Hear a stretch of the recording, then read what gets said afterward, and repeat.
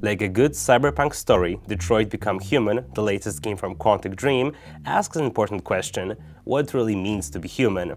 Although David Cage stumbles a few times before coming up with a straight answer, and there are some pacing issues in the final act, the story of the game is a satisfying, touching, and at times emotional tale that's definitely worth your time if you're a fan of works such as Deus Ex or Blade Runner.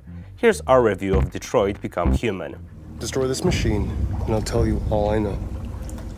Or spare it, if you feel it's alive. To start, I would have to explain what Detroit plays like and what it is about. In the near future of 2038, and yeah, you've guessed it, Detroit, androids live alongside humans, but are often objects in the eyes of the masters they serve, and are abused in the worst possible ways, because, well, people are horrible. Suddenly, a weird phenomenon starts to occur within numerous androids in the city: deviancy, a process in which androids begin to break out of their programming, start to feel emotions, and eventually disobey their masters. And that's where you come in. Why did you kill her?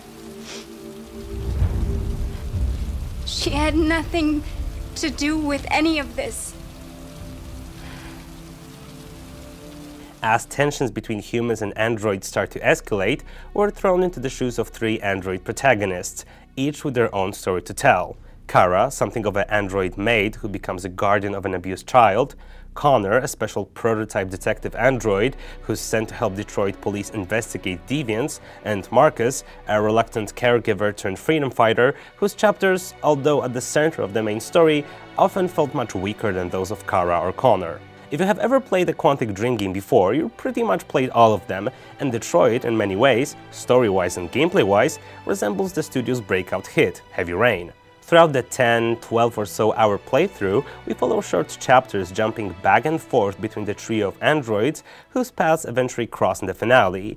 And within those chapters, we get to explore a little bit, make story-changing decisions, form relationships with side characters, and complete sometimes rather difficult QuickTime sequences that, if failed, can hinder our progress or even end an entire plotline. And that is because, unlike in the previous game from the studio, Beyond Two Souls, our characters can die or fail miserably if we mess up a sequence that can eventually lead the story to a dead end. Unlike in other story-driven games, Detroit's unforgiving nature really makes you feel like your choices matter, and the game keeps you on the edge of your seat whenever an on-screen button prompt signals that you have mere seconds to decide on something important. Next to that, after every chapter, we're shown a flowchart of possible outcomes and decisions, some of which can be quite impressive, giving us enough motivation to play a chapter again to see how things could have been different. And trust me, a lot of times, they really can be different. The humans hate us. They'll never give us our freedom. Detroit doesn't really revolutionize the formula of Quantic Dream games, but it mixes up choices and QuickTime events in such a way that you never really feel like watching a movie with meaningless button pressing. Apart from that, the team added some new gameplay elements that help the story stay fresh throughout the said 10 or so hours. One of those, for example, is Connor's mechanic of analyzing crime scenes to find clues and speculate on what might have happened, which in a way resembles the memory mixing sequences from Remember Me. It isn't by any means revolutionary, but it keeps the detective work entertaining and engaging, at least more than it was previously in Fahrenheit or Heavy Rain. Detroit tells a captivating story with moments of choice in which it seems no option is good.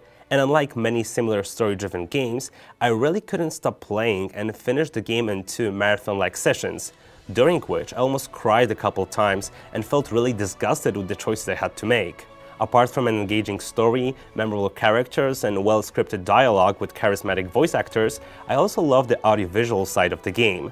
Both small and more open-ended locations looked stunning at times, both in presentation and art style, and more often than I would like to admit it, I wandered around just to explore the world and often ignored the main objective.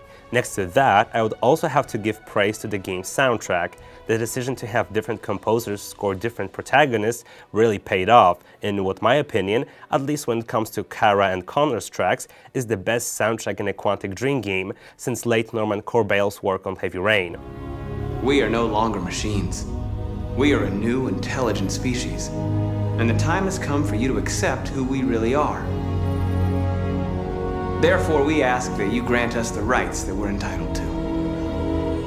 If I had to complain, my only issues would be with the pacing of the final 2 hours or so that seemed to drag on forever without a conclusion, and one unresolved plotline that in the beginning really seemed to be of significance, but it seems as if the developers forgot about it later on. That, or maybe it was a really poor use of a so-called red herring trope.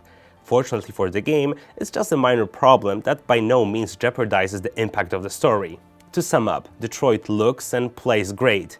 It tells a touching story about love, fear, persecution, and forgiveness that is surprisingly relevant in the modern political climate. If, like me, you love story-driven games such as Heavy Rain, Life is Strange, or The Wolf Among Us, Detroit is worth every penny. If not, at least wait for a discount or a rental because few games tell such a good story. Thanks for watching, and stay tuned at GamePressure for more.